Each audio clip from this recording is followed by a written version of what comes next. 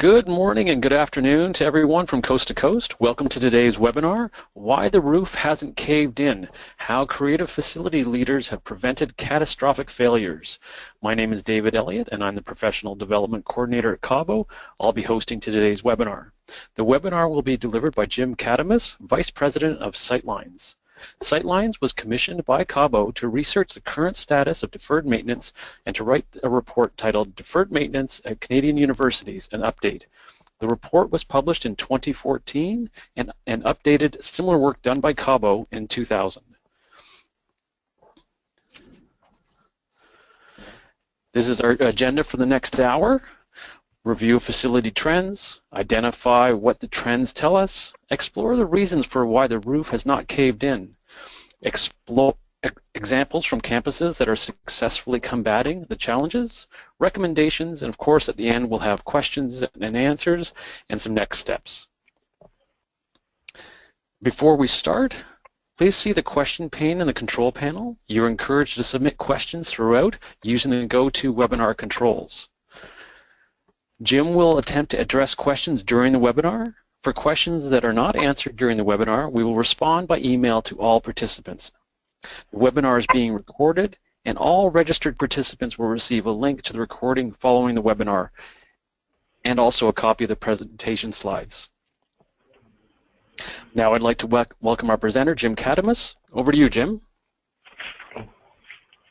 Thank you very much, Dave. I'm going to start today's webinar by looking at national trends both in the United States and in Canada, and kind of looking at the overall state of facilities because there's some significant overlaps and significant consistencies between what's happening across the two countries. The database that I'm going to be using includes 343 higher education institutions that contract with Sightlines. That involves about 450 campuses, 1.5 billion square feet of space, 2.6 million students are educated at these schools, and it also includes data from the 51 institutions in Canada that were part of the 2014 CAUBO study that involves over 4,000 buildings, almost 1 million students, and $8.4 billion worth of deferred maintenance and over 200 million square feet. And so we've got a very rich and comprehensive database that looks at trends from 2007 through 2014. I wanted to start the webinar by talking about the conceptual framework for which we will be discussing various aspects of why the roof hasn't caved in and what the facilities leaders are doing to address it and make sure it doesn't happen. And it's primarily because the people who are really getting ahead of the game are doing these three things together. Now, all of you, I'm sure, are thinking about space management. All of you, I think, are thinking every year about your capital program and how you're going to get more money and how you're going to spend that money. All of you think about your operations day to day and how to improve the effectiveness of operations and lower facilities overhead. But the people who are getting ahead of the deferred maintenance problem are people who are doing all three simultaneously in a coordinated approach. They're making sure that they manage space properly. They're making sure that their capital is addressing the space that is of critical, mission-critical need. And both of those helps them make their operations more efficient. And as they're doing operations and becoming more proactive, they're getting more ahead of the problem so they have less deferred maintenance needs. I'll go through each of these trends in the next few minutes in each of these areas, space, capital, and operations, so you can begin to see what the general trends are. The first slide is from U.S. data. And we have not seen, because we don't have all the information across Canada, a similar trend in Canada, although we're seeing some signs of some trends in Canada, and that is with the enrollment beginning to decline across the United States campuses, we are seeing that despite a big growth from 2007 to 2011, almost 8% more students, that growth has now leveled off, but the amount of space being built has not. In part, that's coming from the fact that it's just taken a while for space to be built. I mean, people were responding in 2011 and 12 to what they expected to be continued growth, and they continued to build space, and that space finally got online and was added, but at a time when enrollment growth has essentially leveled off and causing problems. So what? Well, the steady growth in space in student means that campuses have taken on some debt in terms of being able to add that square footage, but may not have the enrollment to keep up and pay for that debt and their tuition revenue to pay for that debt. And so if that starts falling off, there begins to be a problem where you've got more space than you can afford and you can't pay for it because now you're having to pay a lot of debt service for space that essentially is more than you need for your students. Again, this trend we're more on the 2010-11 side for Canada that we've seen, but we're kind of making people aware of the fact that we're seeing this in the United States, and I think we're seeing some signs of it for the campuses that we've gone more in depth with in Canada. This is the next chart looks at when space was built. Important because when we look at space going back on our database through all the way back to 1880, we see two major waves of construction. Starting in 1955, mid-50s, early 60s, we saw a huge wave of construction, went on until about 1980, where a significant percentage of all of the square footage was being, that's now on college campuses, was constructed at that time. And if you take a look at the quality indicators on top, that space, in many cases, was low-quality construction. It was being built quickly, and all of it is in need of repair and renovation if it hasn't already been fully renovated. And then we've had a little small kind of blip of space in 1990 to 1995 timeframe, but a much more significant peak from 2005 till now, the last 10 years, where there's been another wave of construction, not quite as much as what we saw in the 60s and 70s, but significant. That latest wave of construction, which we call the complex construction era, are buildings that are much more technically complex than what was the older space. And while it is of higher quality, we are finding from all of our data that it's more expensive to maintain. That is, there's sophisticated HVAC systems involved here. You need to have sophisticated maintenance people to be able to do that on your staff, or if you don't, you're having to go and purchase those services from outside of your particular institution.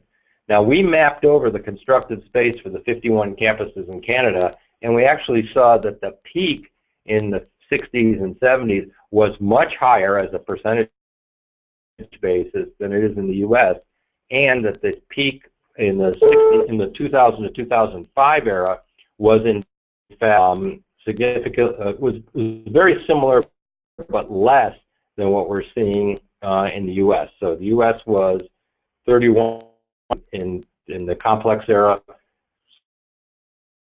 U.S. 35% in the post-war era, Canada 48%. So we're seeing significant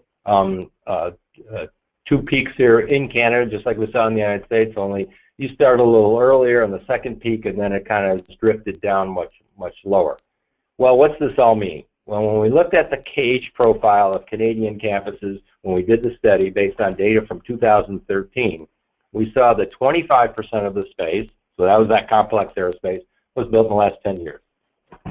We found that 19% was built in the 10 to 25 years old, 25 to 50, so that's going to be your late space that was built during that time, and about 15% is over 50 years old and not renovated. And this was based on data that we had on what we call renovation age, that is resetting the clock on buildings where there were substantial investments.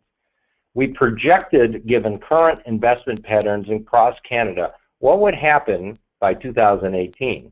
And what we're seeing is that there's going to be a significant shift just in a short period of 5 years because of that huge peak, late 60s, early 70s in Canada. We're seeing that significant proportion of the 25 to 50-year-old space will now become over 50 because there's just not going to be enough money to renovate and reset the clock on buildings.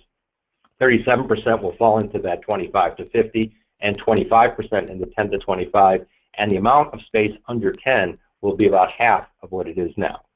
So just in a few short years, we're seeing some pretty significant shifts in the profile. What we anticipate to see some shifts in the profile, and it's one of the reasons why not only the number we came up with in the CAUBO study of 8.4 billion, but that number is going to grow significantly. We looked at capital investment. We have much better data in the United States on our campuses because we have specific data on capital investment. Our indications are that in Canada, for most campuses, the amount of money spent per square foot is below $4 a square foot for the vast majority of campuses. I think we found that 80% of all the campuses in our study were below $4 a square foot. In the U.S., we're seeing a little bit over $5, but it hasn't always been that way.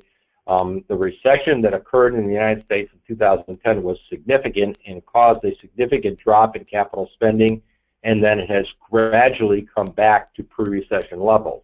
But I think what's more important, and again an important trend for those of you in Canada to be thinking about, is where the money is coming from. If you take a look, we are spending about the same amount per square foot that we spent in 2009, in 2014. Again, not adjusted for inflation, so money is probably worth less for sure, but take a look at where the money is coming from. In 2009, $1.27 came from annual capital that was part of the institutional budget. In 2014, that's up to $1.77. When we look at one-time capital, capital that is provided through borrowing or through state, in the case of Canada, provincial sources, we went from $3.86 in 2009 to $3.60. So actually there's less one-time capital in the mix and much more annual capital. We are finding across both the U.S. and Canada that facilities leaders and finance leaders and boards are beginning to realize we can't wait for the province to bail us out, and we're not necessarily going to have a lot more money that we're willing to borrow against. We've got to make this part of our institutional budget every year, regular spending, to make sure that we're addressing the deferred maintenance problem as well as the keep-up problem of maintaining in good shape the buildings that are already on campus and are doing fairly well, but have life cycle updates that are going to have to come due. We took a look at, because we were concerned about this particular growth, was this real? And so we actually looked at 50 campuses that became members of Sightlines in 2011 and looked at what they spent 3 years prior to having Sightlines come in and do their full analysis of space, capital, and operations, and what they spent in capital, what their investments were in capital after, 3 years after they came into working with Sightlines. And again, we found that the big increase, almost all the increase in capital, was from annual capital. So having the data is important. When boards see this information, they begin to realize where they stand against the deferred maintenance problem, where they stand against other campuses, and they've made these particular campuses, both public and private campuses, made a 54% increase in investment from the annual institutional budget for capital funding, and kept about the same amount of money in terms of one-time capital. So a specific case study to really look at cause and effect before and after, when we actually found that people, once they were educated on the concept of what we call annual stewardship, that annual investment need, boards responded, and institutions responded, and presidents responded. This is the backlog data from across our Sightlines database, which of course includes both U.S. and Canadian campuses. When we look at this, the public campuses are averaging about $100 a square foot, and you've seen almost a 23% increase since 2007 in the backlog. Private campuses are doing a little bit better in the U.S. Some of them are quite a bit wealthier than public campuses, and so they've had about an 18% increase in the backlog, and they're running about $85 a square foot.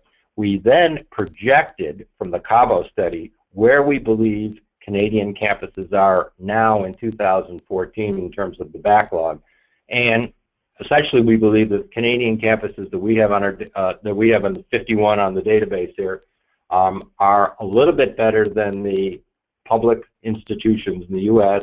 and about where the private institutions, about $85 a square foot is what our estimate would be of the total 10-year backlog, not 5-year, but 10-year backlog. In the CAUBO study, remember, those who are familiar with it, remember we did a 5-year backlog, so we're actually projecting this out now as a 10-year backlog because that's how we do it for Sightlines campuses across both the U.S. and Canada. So maybe a little bit understanding that, you know, $100 a square foot for many facilities people is a number that a lot of people begin to get worried about and start believing that when you hit $100 a square foot, campuses are actually becoming less proactive in terms of their maintenance and their operations and are very reactive to work orders because so much is breaking at once.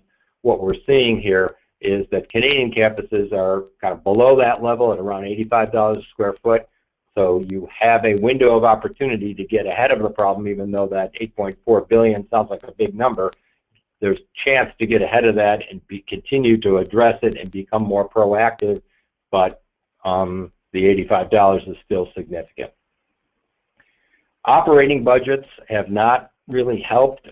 We don't have data on operating budgets across Canada from the CAUBO study, but we do have it from the United States. And considering that most of these trends are quite similar, we believe these numbers are also similar in Canada. And for the Canadian campuses that we have worked with, we're finding similar trends, and that is pretty flat.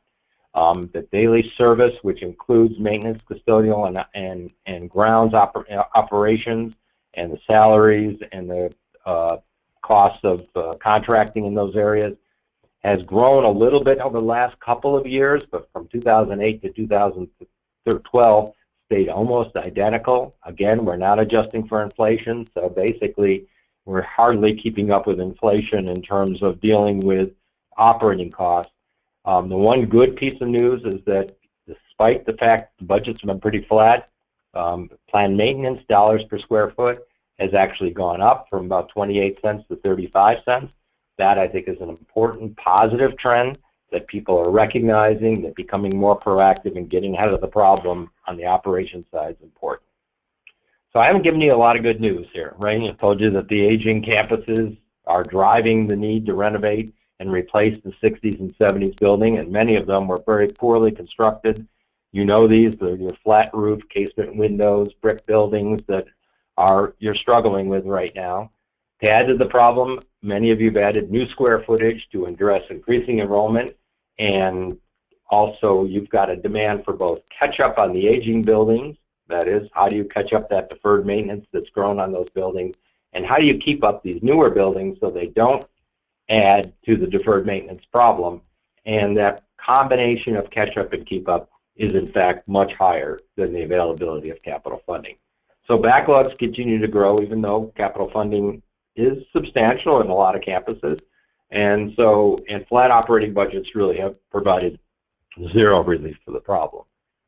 So in the face of these bad news trends, you'd think that when you go across campuses, and I've been to many of your campuses in Canada, and certainly hundreds in the United States, that you'd see more building failures, HVAC systems failing, the roof caving in, and so why isn't the roof caving in? What are campuses doing to make sure this doesn't happen across your campuses?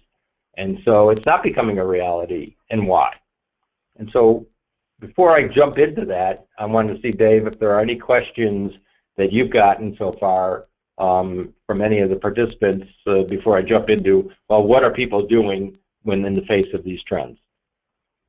Great, thanks, Jim. Yeah, nothing in yet, but definitely encourage people, if they've got something in mind, to send it to us using the question tool, and we'll bring it to Jim's attention when that comes in, okay?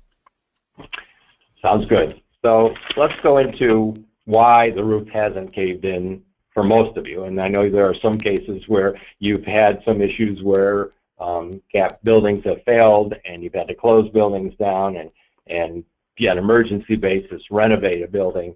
But it's not widespread yet. Why? And the answer really falls into four areas. One, people have better data. People are able to identify and manage most critical repair needs, risks for campuses. Most of you in Canada have done some type of facilities condition assessment, You've got information, you know where your biggest problems are, and you're beginning to look at these and say, okay, how do we address these particular areas, and how do we make sure that we make the right choices with finite resources? How do we identify the most critical needs? Second, basically we found through all of our research and our projection analysis and predictive models for life cycles that basically systems tend to outperform statistical target. When people put in an HVAC system, they'll tell you it's going to last for 25 years. When you have an FCA, people will say that's going to last for 2 or 3 more years. In fact, we're finding that most systems outperform their statistical targets, and it's because people make lower cost repairs to systems. So rather than replace that entire HVAC system, people replace a fan motor to make it run more efficiently. And so we're seeing that those replacements have bought some extra service time. Third, because campuses are a collection of buildings, the risk is diversified over the portfolio. There's lots of problems, but not concentrated so much in any one particular building, and if it is, you can potentially reduce the use of that building and move people to another building. So it's not like your house where if your HVAC system goes, you know, you've got to replace it because you don't have a way of heating and cooling your house. But if you're in fact on a college campus, potentially you can move people and do classes in other buildings and be able to have some other options here in terms of diversifying this risk. And finally, this whole concept of functional obsolescence, that is, you'll replace space before it wears out because of programmatic needs. And what we're finding is in a lot of cases, you're able to get money from other sources, grants, programmatic funding, gifts, funding from the state for the province from new programmatic needs. That the space often draws in resources easier than the envelope and mechanical needs. And so having that allows you then to redirect the money that you do have for internal capital and other borrowing and other money that you might get from the province to more envelope and mechanical needs. And so kind of looking at that, and I'm going to go through each of these individually and show you some examples of what individual campuses and groups of campuses are doing both in the U.S. and Canada to address, to implement some of these strategies. So I'm going to start with the better data. This is Jim, sorry, we just got one question's come in just before you get into this. Someone's just asking if you can explain the difference between annual capital versus, I guess, one-time capital again, please. Yes. Okay. So annual capital is the money that we have been able to identify in the institutional budget. So this is money that's in the institutional budget, dedicated capital that the board and the president and the chief financial officer identified and said, this is a capital funding that is there recurring on an annual basis, as opposed to one-time funding, which would come either from borrowing or from in the case of Canada, provincial funding, or you also had some federal funding during a small period of time in Canada where there was some money that was made available, but it was only one time. It's not there every year. So the annual capital, maybe, Dave, the way to define it is more recurring capital. This is money that's built into the budget and therefore renovations for dealing with life cycles as buildings come due.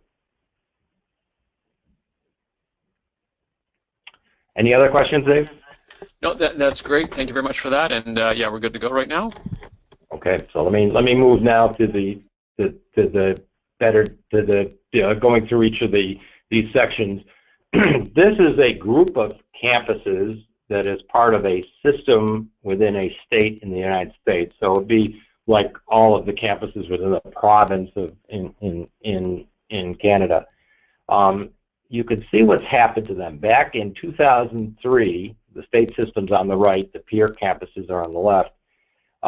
They were significantly older, and a lot more of that 25 to 50-year-old space, that troubling space that, you know, was built, in their case, early 60s, you know, mid 60s, early 70s. You can see they had 59%. They were able to, through a number of strategies, drive that number down from 59 to 29% over an 11-year period. And they also didn't do it by increasing their amount of space over 50 years old. You could see it only went from 13 to 14%. While their peers also reduced the amount of space in the 25 to 50, but mostly it was because it just got older. It just became 50 years old, so it still wasn't renovated. So how did they do that? One, a relentless effort to try to identify those buildings that needed to be renovated, that had value, were in good shape, and could be renovated, where we went in full blast, renovate the building, reset the clock, and made it into essentially a new building. But they were ruthless to some extent on what buildings that qualified for that. And if the buildings were in poor condition and poorly constructed to start with, they also provided incentive funding for a renovation through replacement strategy. That is, they gave money to the campuses, state money, just like they would for renovation, for a new building if you agreed to demolish the old building. And so they were able to replace many of these old 60s and 70s buildings that were falling apart with new construction, as opposed to going in and trying to renovate them. And that was a judgment call they made with the campuses. And so the combination of aggressive renovation for mission-critical buildings that were in good shape and renovation through replacement allowed them to drive these numbers that you see significantly. It's the only one of the few places where we've seen this dramatic a shift. And it didn't take 20 or 30 years. It took 10. And they made a huge difference in a period of 10 years. What also has happened as a result of their backlog going down is they were also able to, this is where that space capital and operations comes in, they were able to move their daily service operations to become much more preventive and planned and preventive. So the amount of PM that they were able to do, dollars per square foot, back in 2003, when they had that huge bulk of space in that 25 to 50 and a huge backlog, was 15 cents a square foot. They were able to increase that to over 25 cents a square foot. Still not great, but it's a 73% increase, and they made a very, very significant shift on campuses. Again, an agreement across all their campuses to be able to make this happen. And the campus inspection score, which is an independent analysis that we do of the appearance of campus in terms of its quality of maintenance and the general overall appearance and the curb appeal of the campus, increased from 76% on a 100-point scale to 82%. So in addition to the backlog being reduced, age profile changing, they were able to make the campus look a lot better for sure and become much more proactive in their approach to maintenance. I'm going to show you a second example of where the data makes a difference. This is a campus that we identified $151 million worth of backlog needs for them, and we broke it down in terms of time frame, A, B, and C time frame. So you could see when we looked at building, infrastructure, and grounds, the buildings had $130 million worth of need in it, but 84 of that was in the A time frame. So this began to give the idea that, okay, what has to be done in the next 1 to 3 years that could help them decide where to put their capital resources. Then what we did is we looked at all of those projects and identified the projects that were in 5 categories. What projects really affected the reliability of the building? So even though there were over $130 million worth of need and there were $84 million in the A time frame, only 7% were identified as affecting the reliability of the building. That is, imminent issues that if you didn't deal with it, you were going to risk building failure. So again, this is this idea that how do you set a priority to go in and address the needs? And you can see that when we look at comparison campuses, we saw about the same, about 8% in comparison campuses. So that was very, very important for them to understand. They wanted to make sure they set a priority on 3 things. Number 1, reliability projects. 2, safety code projects where it could become a dangerous situation. And 3, those asset preservations, which in many cases were envelope, leaky roof kind of issues that they needed to deal with to preserve the assets and make sure that the building systems of the building structure was solid. Those are the things they prioritized, and we're able to make a very aggressive, they're in the process of an aggressive capital plan that prioritizes things based on this analysis. The other thing that we're able to do to them is look at their historical investments. This is what they invested from 2003 to 2014. And you can see by envelope, building systems, infrastructure, space, and safety and code. When we projected out that backlog that we showed of 150 million, this is what the needs look like going out in the future. So again, another campus with a lot of 60s and 70s buildings, not surprising that the envelope's a critical need and the building systems are a critical need. This made the board, the president, the senior administration look and say, we've got to change the way we spend money going out from here. We've spent it a certain way, and it's paid off. We had 39% of the money going to space, only 19% of the future needs are in space, renovation. Well, we haven't spent enough on envelope and mechanical needs, and as a result, we've got to get more aggressive on those and start spending essentially more than half of our money in those areas. Let's take a look at this idea of systems outperform their statistical target.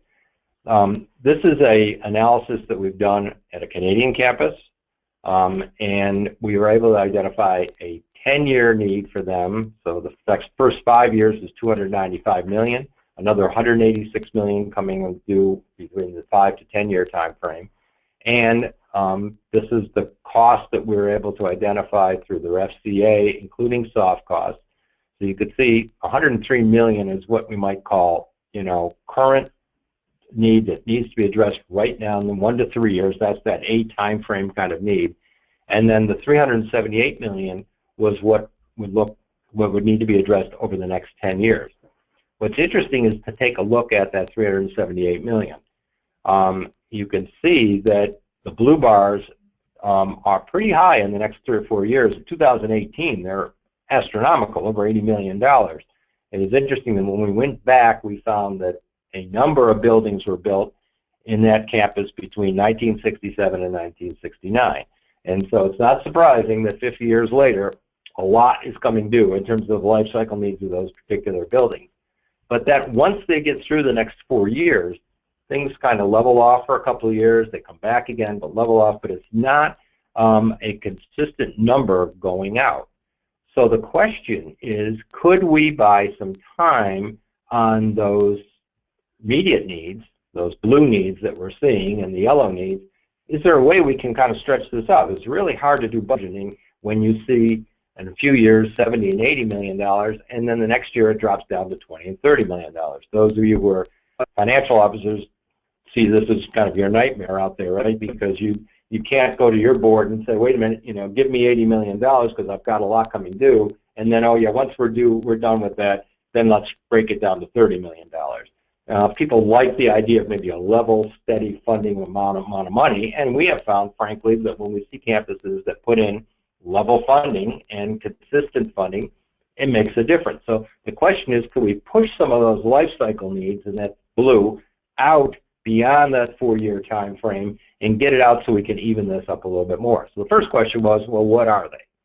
Well, what we did is take a look at how much of this was in systems, that's the red, how much of it are exteriors, how much of it are in space, recognizing that the systems we probably can't ignore. We're going to have to try to put some money into the systems because if they break, then we don't have heat in the building.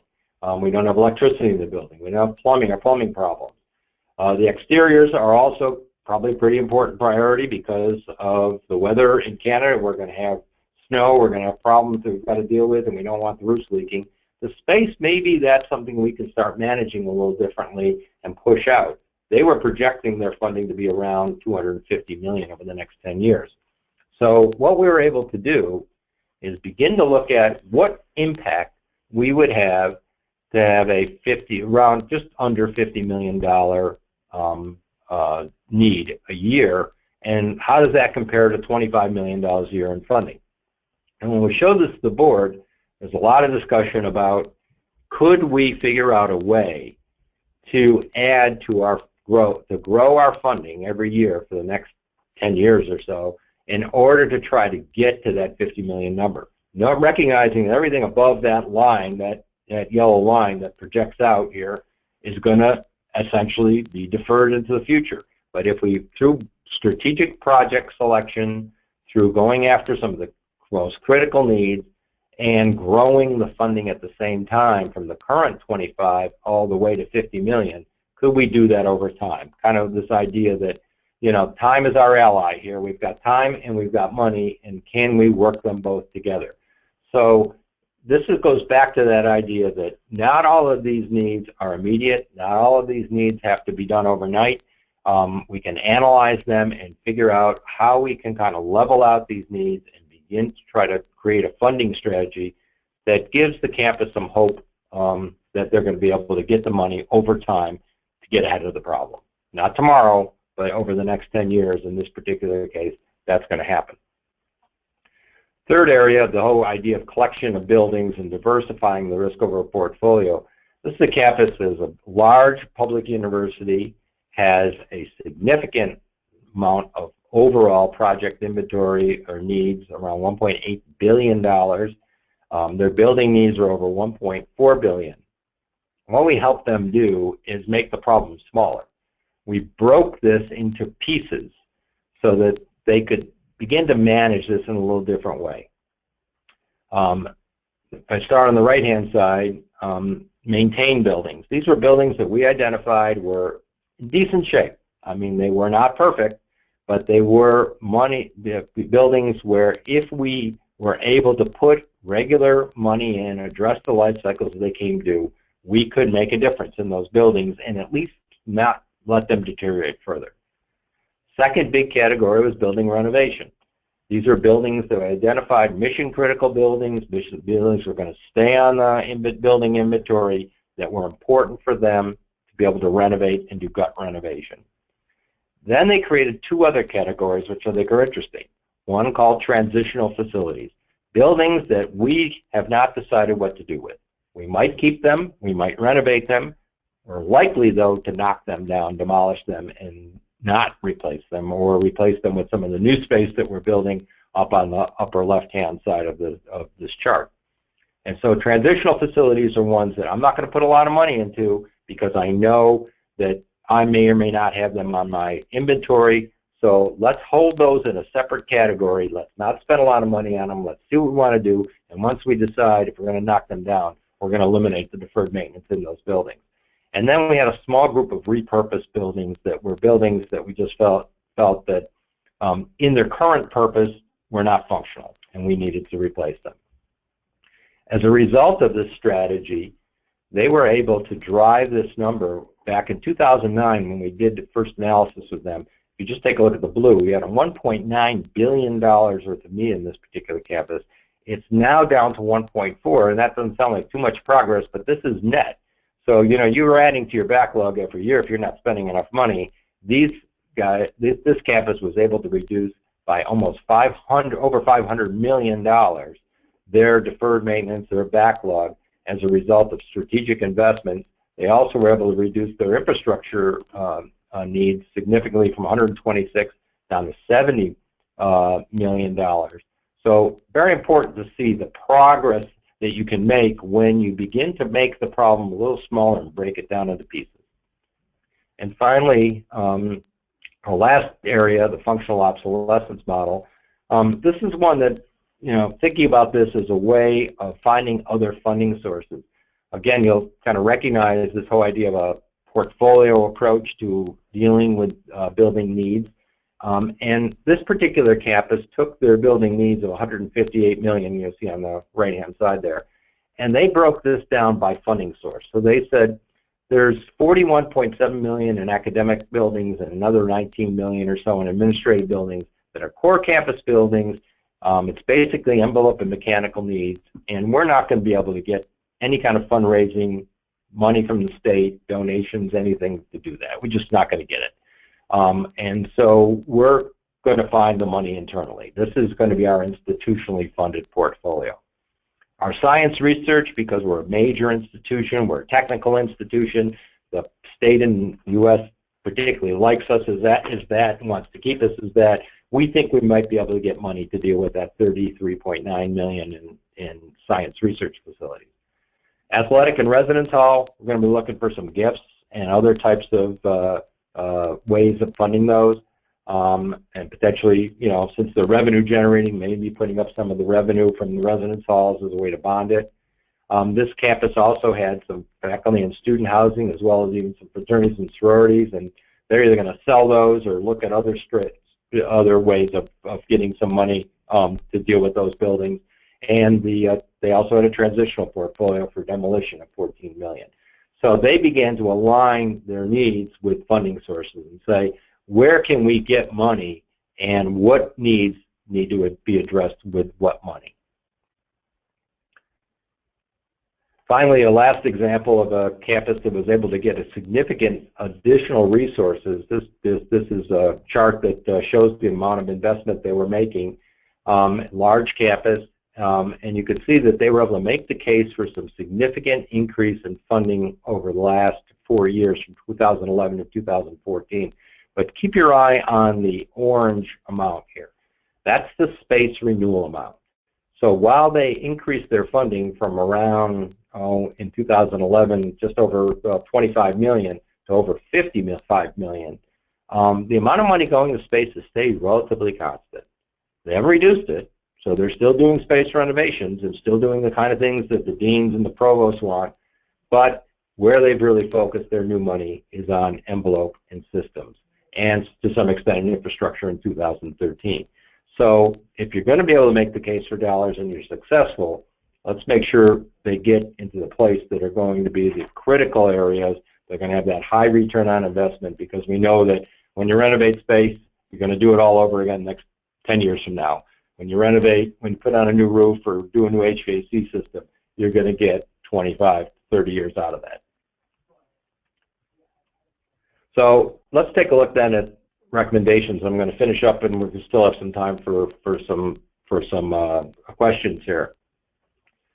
One of the things that I think all of this suggests, going across these 4 or 5 examples, everybody who we talk to who are successful make the problem smaller. They just don't walk in, put a big number in front of their board or in front of their provincial leaders and expect that it's going to pay off. That they understand that not all buildings are created equal, and they can't treat them that way.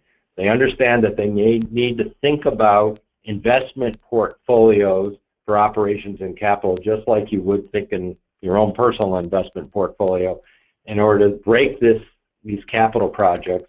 They've set priorities by issues of reliability, safety code, program and asset preservation, so that they understand what are the most critical projects. And they've created some balance and diversity. You notice that last example I showed you, they didn't say, look, we're not going to do any space renovations. They knew that would be war with the faculty and the deans, so they understood that. They understood that they still needed to commit money for space renovation and for the quality of the program. But they also understood that they were going to have to deal with what's behind the walls as well. So all of this creates some focus. Another point that you see is, you know, those of you who are my age remember the Rolling Stones song, "Time is on our side." Yes, it is. You've got time. None of this happened overnight. It's not going to be solved overnight. And if you're not thinking about a 5 to 10 year time frame, you're not going to be successful. The people who are able to do this were able to make the case to their boards and their province and their state, in case of the United States, that if there's going to be investment, it's going to have to continue for the next 10 years and beyond. And institutionally, we're going to have to make a commitment to that.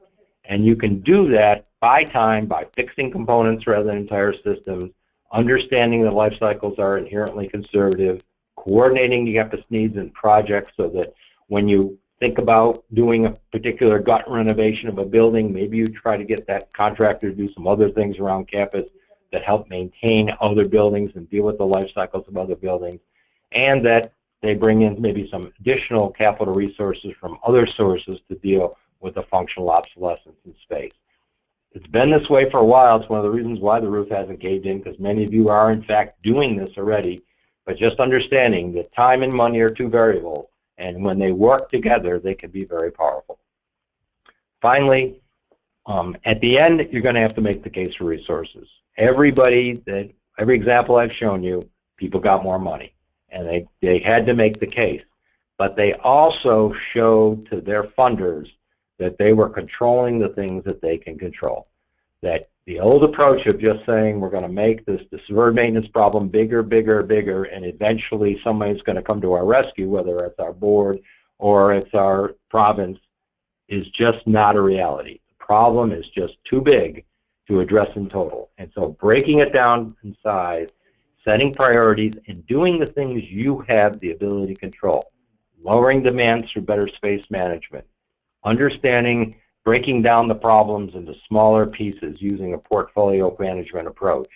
Understand that you've got to do this over time, buying time, projecting those needs over time, and creating a multi-year plan to deal with the finite funding, and mitigating risk by targeting those capital dollars you do have to reliability problems where you know that if I don't fix this, there's going to be failure in the building, safety code, and critical issues to preserve those assets.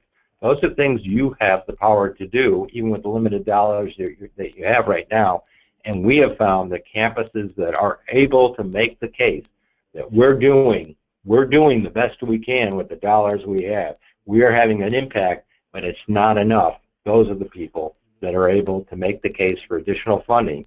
And as a result of that additional funding, find that they actually save money in their operations, that their operations become more efficient, more proactive, they're doing more planned and preventive rather than reactive maintenance, and they've been able to redirect a lot of those savings to, again, self-fund some of that annual stewardship capital.